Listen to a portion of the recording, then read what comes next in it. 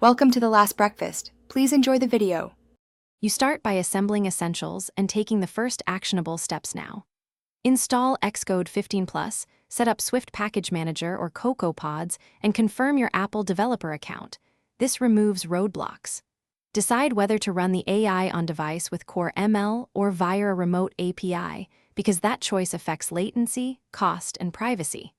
Once decided, create a new Swift UI app target, add required capabilities, and scaffold the app architecture so you can plug models or API clients in immediately. Now focus on the complex middlework. Implement the core AI logic and data pipeline. Convert your model to Core ML model if on device, or define a stable API schema and client if remote.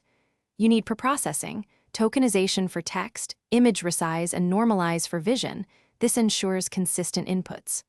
Once done, implement async inference with combine or async/await, add retries and backoff, and connect progress and cancellation to the UI so users see responsiveness even when calls take time.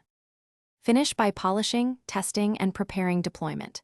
Run CI unit and integration tests, profile on devices with instruments, and validate latency and memory. Optimize where needed. Quantize models or offload heavy work to servers, implement caching and concurrency limits to preserve battery. When ready, sign and archive builds, distribute via test flight, and ensure privacy strings and consent flows are in place. If inference fails or crashes, check model shape mismatches, missing permissions, and network timeouts first.